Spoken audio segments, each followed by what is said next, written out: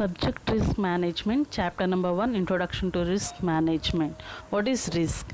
Normally आप life में बहुत ज़्यादा रिस्क फेस करते हो, जैसे कि अगर आप बाहर निकलते हो जॉब करने के लिए तो हो सकता है आपके साथ में बहुत सारे इंसिडेंट्स हो सकते हैं, जैसे कि आपका डॉक्यूमेंट चोरी हो सकता है, आपको जॉब नहीं मिलेगा या आपका एक्सीडेंट हो सकता है। तो ऐसे नॉर्मली जो है हम लोग अपनी लाइफ में बहुत सारे रिस्क फेस करते ही हैं।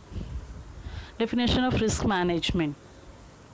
Risk is defined as volatility of actual returns from an investment with respect to the expected returns. हम हमारी लाइफ में अगर इन्वेस्टमेंट करते हैं तो उसके बदले में हमें कुछ ना कुछ मिलता है, और जो हमें मिलता है वही हमारा रिटर्न्स होता है, that is profit. More volatile returns are higher risk associated with the investment. Normally हम देखेंगे तो इन्वेस्टमेंट अगर हम करते हैं तो रिस्क वहाँ पे ज़्यादा होने के चांसेस हो सकते हैं। What is risk and return? Risk and return have direct relationship with each other.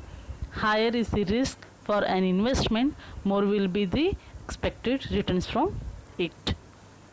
As you can see in this diagram, the risk increases expected returns from the investment also increases. अगर हम returns risk face कर रहे हैं तो हमारा returns भी जो है वो हमारा क्या होगा, ज़्यादा होगा।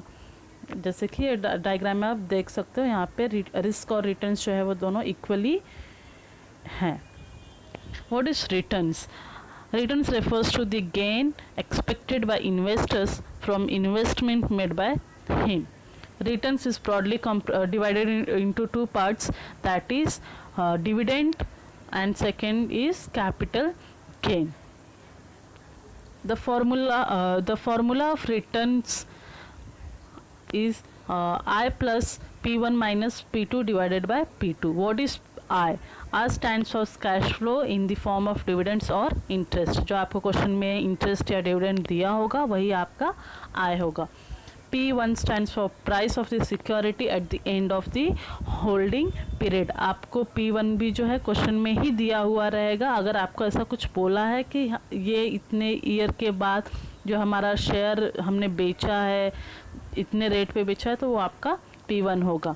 P2 stands for purchase price of the security. P2 जो है वो आप जब शेयर परचेज करते हो, सिक्योरिटी परचेज करते हो, तो जो प्राइस होता है वो आपका P2 होगा। So, for example, an investor bought a share of ABC Limited at ₹100.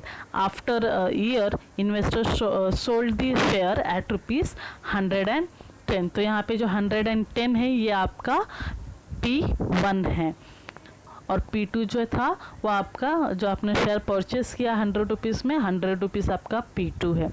Dividend received by the investors during the period is ₹5। यहाँ पे आपको इंटरेस्ट या डिविडेंड दिया हुआ है, ₹5 बोला है, तो ये आपका आय है।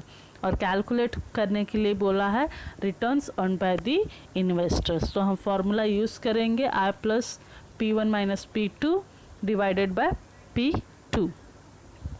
Dividend received is equal to ₹5।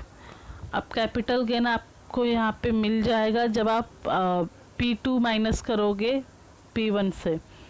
तो P1 जो है वो हमको 110 दिया हुआ है, P2 जो दिया हुआ है वो 100 है, तो 110 माइनस 100 करोगे तो कैपिटल गेन आपको मिलेगा ₹10। तो आप फॉर्मूला यूज़ करोगे 5 प्लस 10 डिवाइडेड बाय 100, आपको मिलेगा 0.15। अब जो रिटर्न शो होता है वो हमेशा परसेंटेज में ही आप एक्सप्रेस करते हो, तो आपको यहाँ पे 0.15 को परसेंटेज में कन्वर्ट करना है, मतलब 0.15 मल्टीप्लाइड बाय 100, तो आपका जो रिटर्न्स होगा वो 15% आपको मिल जाएगा। Thank you.